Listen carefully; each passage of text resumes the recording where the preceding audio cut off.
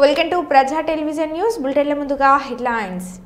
ఈదురు గాలులకు ధ్వంసమైన నూతనంగా నిర్మించిన చెర్లపల్లి రైల్వే స్టేషన్, కపిలతీర్థం ఆలయంలో భద్రతా దళాల మాక్ డ్రిల్, చట్ట వ్యతిరేక కార్యకలాపాలకు పాల్పడితే సహించం ఏసీపీ ఎం రమేష్, శ్రీ రేణుక ఎల్లమ్మ తల్లి విగ్రహ ప్రతిష్టాపన కార్యక్రమంలో పాల్గొన్న మాజీ మంత్రి ఎర్రబెల్లి, జనగామ జిల్లా పాలకుర్తి మండలం విష్ణూరు గ్రామంలో నకిలీ దేశగుర్పు మాయాజాలం.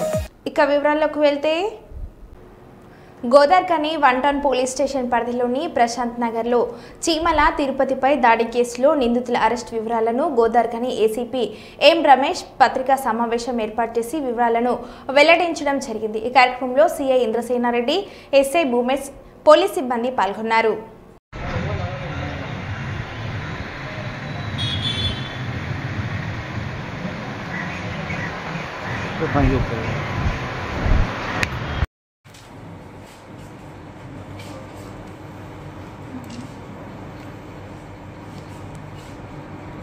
నిన్న గోదావరికని 1 టౌన్ పరిధిలోని ప్రశాంత్ నగర్ కాలనీ లోపల చీమల తిరుపతి అనే వ్యక్తి మీద రాగుల రాజశేఖర్, భువనగిరి రాకేష్ అనే 2 వ్యక్తులు కత్తులతోటి చంపడానికి ప్రయత్నం చేయడం జరిగింది. దీనికి సంబంధించిన ఈ సంఘటనకు సంబంధించి గోదావరికని 1 టౌన్ లోపల హత్యా ప్రయత్నం కేసు ఇమ్మీడియట్గా నమోదు చేసి వెంటనే వాళ్ళను వితిన్ 24 అవర్స్ లోపల 2 అక్యూజ్డ్ రాగుల రాజశేఖర్, భువనగిరి రాకేష్ ఇద్దరిని కూడా అరెస్ట్ చేసి ఈరోజు కోర్టుకు పంపించడం జరుగుతుంది. ఈ కేసు నేపథ్యం ఏంటంటే, ఈ చీమల తిరుపతి ఈ రాకేష్ వీళ్ళు ముగ్గురు కూడా గతం లోపల ఒక మర్డర్ కేసు లోపల నిందితులు. దానికి సంబంధించి ఆ మర్డర్ కేసు విక్టిమ్స్ తోటి కాంప్రమైజ్ చేసుకోవాలనే ప్రయత్నం చేస్తే తిరుపతి సహకరించడం లేదనే ఉద్దేశంతో రాకేష్ ఇద్దరు కలిసి నిన్న అతన్ని చంపడానికి ప్రయత్నం చేశారు. చంపడం వల్ల ఆ కేసులో మెయిన్ కేసులో తప్పించుకోవచ్చు అనే ఉద్దేశంతో వీళ్ళు చేయడం జరిగింది. దీన్ని శాస్త్రీయంగా పరిశోధన చేసి వితిన్ 24 అవర్స్ లోపల మేము వాళ్ళని పట్టుకొని సరైన ఆధారాలతో ఈరోజు కోర్టులో ప్రొడ్యూస్ చేయడం జరుగుతుంది. ఈ సందర్భంగా గోదావరికనిలో ఉన్న వీళ్ళందరికీ దీని ఒక హెచ్చరికగా భావించి వీళ్ళందరికీ లా అండ్ ఆర్డర్ పరంగా ఎటువంటి సమస్య వచ్చినా, ఎటువంటి చిన్న ఇష్యూలు వచ్చినా సహించే క్వశ్చన్ లేదు. వాళ్ళందరికీ చట్టపరంగా చాలా కఠినమైన చర్యలు తీసుకోవడం జరుగుతుంది. కేంద్ర ప్రభుత్వం 29 చట్టాలను 4 కోడ్లుగా చేయడాన్ని నిరసిస్తూ సింగరేణి ఉద్యోగులతో పాటు మినరల్స్, బ్యాంకర్స్, అసంఘటిత కార్మిక రంగాలకు చెందిన ఉద్యోగులు ఈ నెల 20న దేశవ్యాప్తంగా నిర్వహించే సమ్మెలో సింగరేణి ఉద్యోగులు పాల్గొనాలని ఆయన కోరారు. ఇల్లందులో నిర్వహించిన సమావేశంలో మాట్లాడుతూ బొగ్గు గనులకు పుట్టినిల్లు అయిన ఇల్లందు ప్రాంతంలో బొగ్గు గనులకు అవకాశం లేకుండా పోయిందని, గత ప్రభుత్వం విధానాల వలన ఈ పరిస్థితి వచ్చిందని అన్నారు. రాష్ట్ర ప్రభుత్వం సింగరేణి తీసుకోవాలని, కార్మికులకు సొంత ఇంటి పథకం అమలు చేయాలని డిమాండ్ చేశారు. జాతీయ కార్మిక సంఘాలతో కలిసి పాల్గొనే ఈ సమ్మె కోసం ఈ నెల 2వ వారం నుంచి అన్ని కార్మిక సంఘాలతో చర్చలు కొనసాగిస్తామని అన్నారు. బొగ్గలు, స్టీలు, అనేక రకాల మినరల్స్ సంబంధించి, బ్యాంకులకు సంబంధించి, అసంఘటిత రంగం, రైతాంగం వీళ్ళందరూ రేపు ఈ సమ్మెలో పాల్గొనబోతాం. ఈ సమ్మె ప్రధాన ఉద్దేశం ఏదైతే 29 చట్టాలను 4 కోడ్ల చేసి అసలు కార్మికులకు హక్కు లేకుండా చేసి యజమానులకే పూర్తి హక్కు కల్పించే యొక్క సమ్మెను కార్మిక వర్గం అంతా వ్యతిరేకిస్తూ ఉన్నారు. ఇప్పటికే ప్రిపరేటరీ మీటింగ్లు జరుగుతూ ఉన్నాయి. రేపు ఈ సమ్మె అయితే సంఘం పెట్టుకునే హక్కు ఉండదు. రెండోది, ఒక కార్మికుడికి యాక్షన్ తీసుకుంటే కోర్టుకు పోకుండా సంప్రదింపులు చేయాలి తప్ప కోర్టుకు పోయే హక్కు లేదు. అదేవిధంగా ఒక సంఘంలో ఒక యూనియన్ ముఖ్యంగా మాట్లాడాలంటే ఫస్ట్ ఎన్నికలు పెట్టాలంటే 51% ఉంటే తప్ప ఎన్నికలు పెట్టే పరిస్థితి ఉండదు. ఇలాంటి ప్రధానమైన ఏదైతే ఉన్నాయో వాటన్నింటినీ ఈ యొక్క సమ్మెలో తీవ్రంగా వ్యతిరేకిస్తూ మేము సమ్మెలో పోతా ఉన్నాం. కాబట్టి సింగరేణి కార్మిక వర్గం అంతా మే 20వ తారీఖున అన్ని కార్మిక సంఘాల ఆధ్వర్యంలో జరిగే సమ్మెను జయప్రదం చేయాలి. ఇందులో ప్రస్తుతం ఉన్న సందర్భం ఏంటంటే బిఎంఎస్ మినహాయించి అన్ని జాతీయ కార్మిక సంఘాలు, ప్రాంతీయ కార్మిక సంఘాలు పాల్గొంటా ఉన్నాయి. కాబట్టి ఇదొక అంశం. రెండవ అంశం, ఈరోజు ఎల్లందు లాంటి బొగ్గు పుట్టిన ఏరియాలో రేపు రాబోయే రోజుల్లో బొగ్గు కనుమరుగయ్యే పరిస్థితి కనబడతాం. ఒకప్పుడు 10,000 మంది కార్మిక వర్గాన్ని చూసినాం. ఈనాడు 500 పైచీలకు వస్తా ఉన్నాం. రేపు కనుక ఏదైతే రేపు ఈ జేకేపై ఎక్స్టెన్షన్ రొంపేడు ఓపెన్ కాస్ట్ వారు ఇచ్చిన టెండర్ ప్రకారం ఓబీ బొగ్గు వాళ్ళకి ఇచ్చిన సందర్భాలు చూస్తా ఉన్నాం. ఇదే కొనసాగితే ఇంకా 200 మంది ఏరియా ట్రాన్స్ఫర్ కావాల్సి వస్తుంది. అంటే కేవలం 200 మంది 300 మందితో ఏరియా మొత్తం నడపాల్సిన పరిస్థితి వస్తుంది.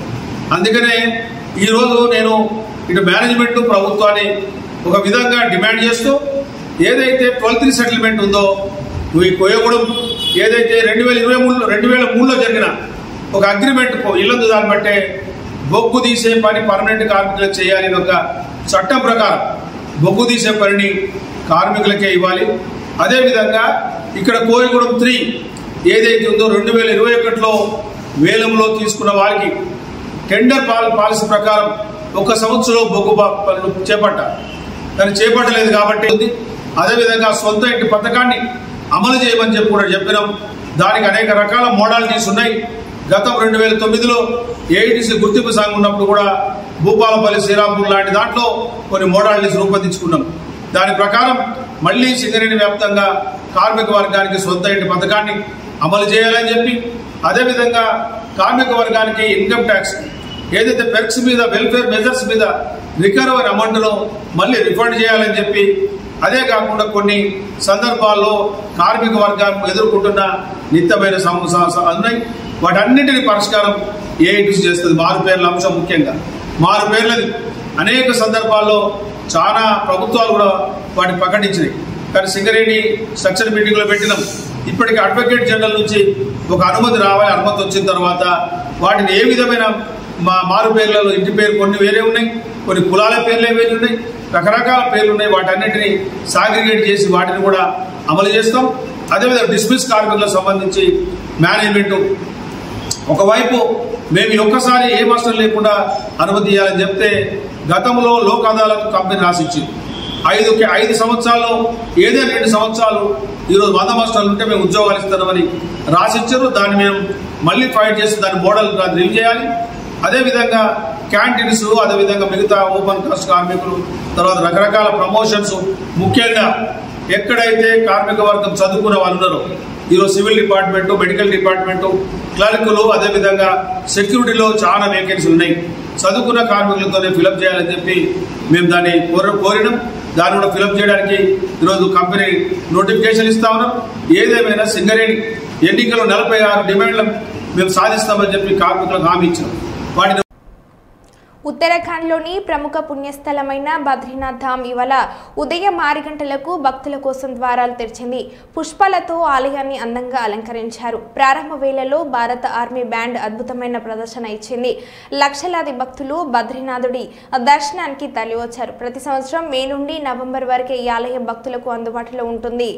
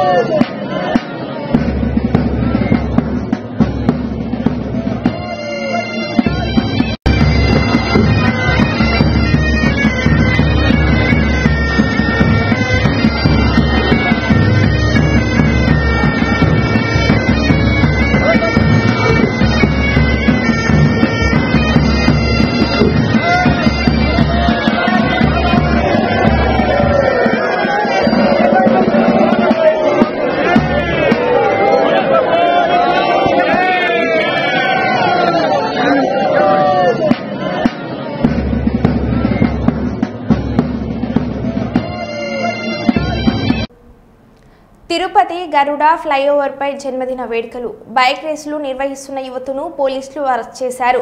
సోలార్ సిపి కెమెరాల ద్వారా ఫ్లైఓవర్ పై పార్టీ చేసుకున్నట్లు గుర్తించిన పోలీసులు అక్కడికి చేరుకొని అందరినీ అదుపులోకి తీసుకున్నారు. వాహనాల వేగం వల్ల ప్రమాదాలు సంభవించవచ్చని పార్టీలు వాహన పార్కింగ్లకు వంతెనపై నిషేధమని పోలీసులు విజ్ఞప్తి చేశారు.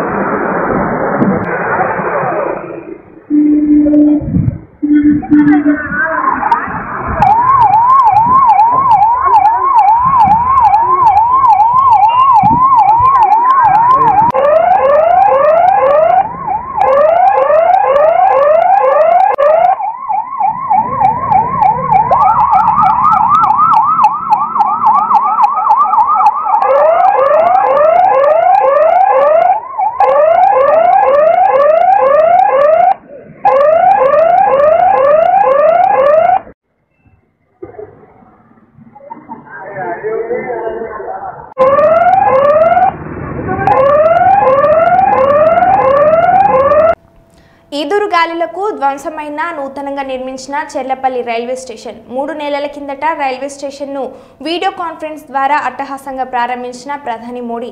చిన్నపాటి ఈ ఈదురుగాలులకు కొట్టుకుపోయిన రైల్వే స్టేషన్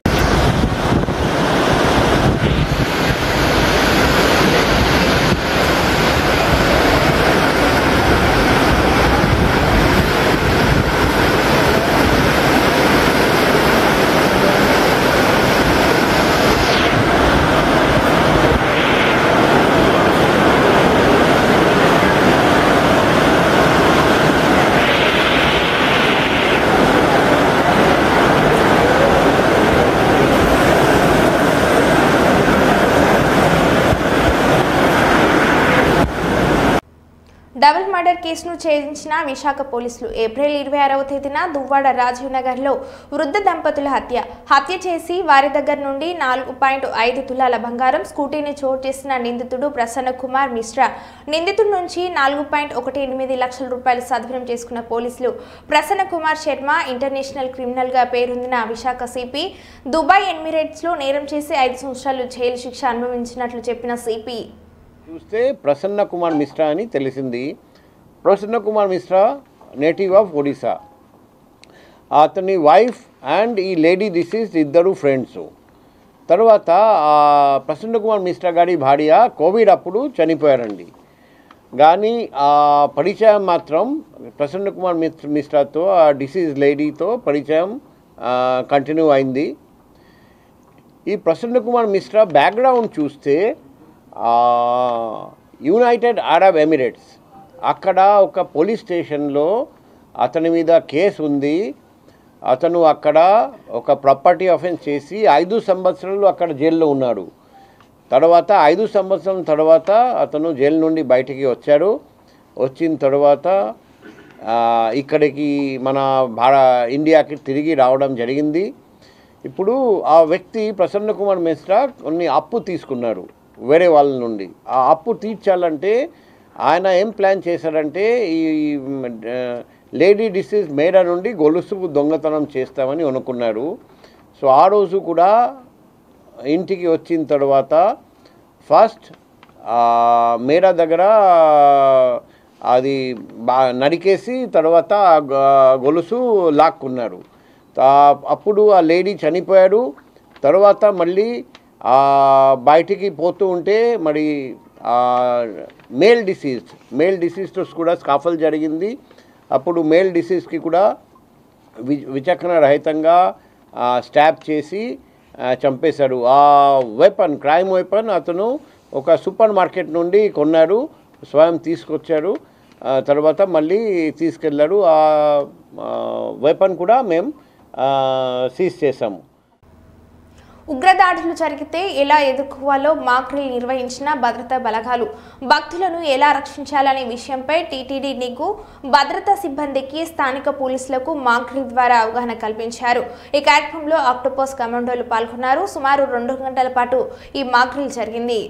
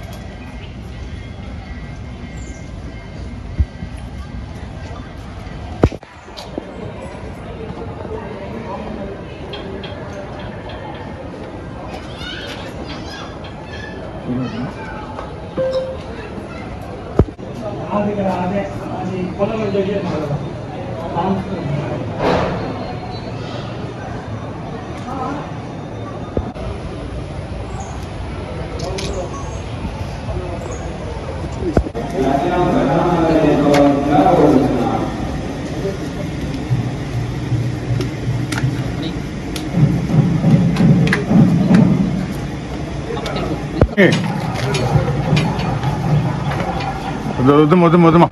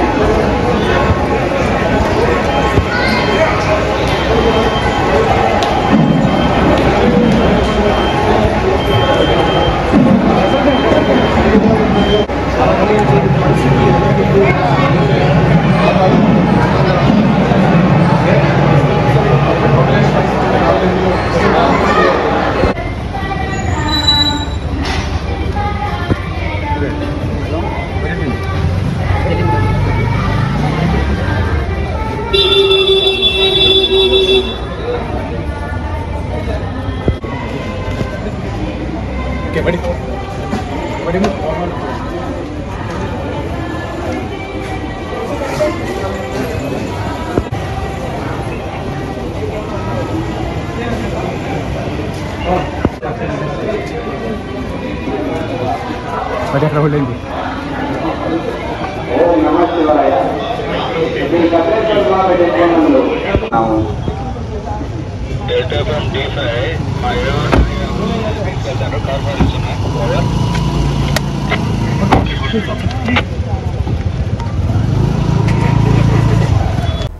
జనగాం జిల్లా కొడగండ్ల మండలం మొండ్రైల్ చెరువు ముందు తండ గ్రామ పంచాయతీలోని శ్రీ రేణుక ఇల్లమ్మ తల్లి విగ్రహ ప్రతిష్టాపన. ఈ కార్యక్రమానికి ముఖ్య అతిథిగా పాల్గొన్న మాజీ మంత్రి ఎర్రబెల్లి దయాకర్రావు వేద పండితుల సాక్షిగా అమ్మవారికి ప్రత్యేక పూజలు చేసి విగ్రహ ప్రతిష్టాపన చేయడం జరిగింది. ఈ కార్యక్రమంలో జిల్లా మండల గ్రామ ముఖ్య సీనియర్ నాయకులు, కార్యకర్తలు, యూత్, సోషల్ మీడియా నాయకులు తదితరులు పాల్గొనడం జరిగింది.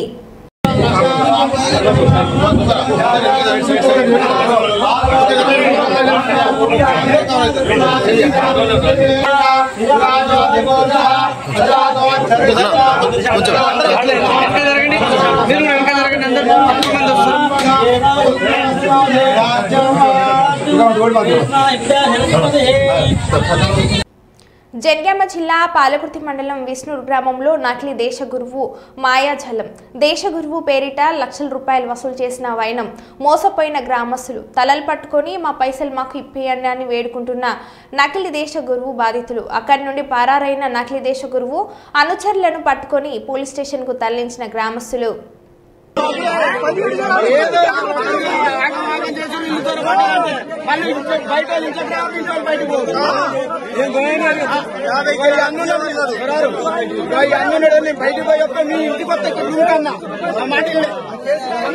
దేశగురు అనే ఒక మాయ మాటలతో వచ్చి గ్రామాన్ని మొత్తం విచ్చలవిడిగా అమాయక ప్రజలను ఆగం చేసి ఒక్కొక్కరి దగ్గర చేతబడి చేస్తాం, బాగు చేస్తామని ఒక ముఠా తయారై ఒక జుంపాలు గడ్డాలతో వచ్చి జనాన్ని మోసం చేసి ఒక్కొక్కరి దగ్గర 20,000, 10,000 గొర్రెపోతులు, క్వింటాల బియ్యం ఇచ్చుకుంటూ ఒక దగ్గర సుమారుగా 2 లక్షల రూపాయల దాకా వసూలు చేసి జనాన్ని మోసం చేసి పారిపోతుంటే ఇక్కడ యూత్ పిల్లలు అందరూ ప్రజల సమక్షంలో అందరూ పట్టుకుని వాళ్ళ దగ్గర నుంచి రికవర్ చేసి ఎవరైతే ఎవరో డబ్బులు బియ్యం తీసుకునే వారికి ఇప్పించడానికి ప్రజలందరూ చాలా కోపంతో ఉన్నారు. దేశగురు అంటే ఆయన ఎమ్మడే పారిపోయాడు. వాళ్ళ అనుచరులు 4-5 ఉన్నారు. వాళ్ళ దగ్గర నుంచి ఏమైతే తీసుకురో సేకరించి ఎవరైతే పోగొట్టుకురో వాళ్ళకి ఇప్పించడానికి యువకులు ప్రజలందరూ ఇక్కడ ఒక ఏకం ముక్తితో ఉన్నాం. ఎటు చేసి ఇట్లాంటిది ఇంకా వేరే గ్రామంలో జరగకుండా సంబంధిత పోలీస్ స్టేషన్ కూడా సమాచారం ఇస్తాం. పై అధికారులకు కూడా జిల్లా కలెక్టర్ ఎస్పీలకు కూడా ఇచ్చి వాళ్ళని ముఠా కట్టుదిట్టం చేయడానికి మీ ఊరంతా పోయి పోలీస్ స్టేషన్ కూడా ఫిర్యాదు చేయడానికి మేము ముందున్నామని తెలియజేస్తున్నాం. అరుణోదయ సాంస్కృతిక సమాఖ్య CPI ML new democracy Peddapalli జిల్లా కమిటీల ఆధ్వర్యంలో గోదావరిఖని ఐఎఫ్టియు కార్యాలయంలో కామ్రేడ్ అరుణోదయ రామారావు 6వ వర్ధంతి సందర్భంగా రామారావు చిత్రపటానికి పూలమాలలు వేసి నివాళులు అర్పించడం జరిగింది. అనంతరం జరిగిన సభలో సిపిఐ ఎంఎల్ న్యూ డెమోక్రసీ జిల్లా సహాయ కార్యదర్శి ఈ నరేష్ మాట్లాడారు. जोहार कामरेड रामरावन्नकु जोहार कामरेड रामरावन्नकु अमर वीरुलकु अमर वीरुलकु प्रजा कళలు వర్ధిల్లాలి ప్రజా సాహిత్యం వర్ధిల్లాలి ప్రజా కళలు వర్ధిల్లాలి అమర వీరులకు జోహార్లు అమర వీరులకు జోహార్లు అమర వీరుల ఆశయాల్ని సాధిద్దాం సాధిద్దాం అమర వీరుల ఆశయాల్ని సాధిద్దాం సాధిద్దాం.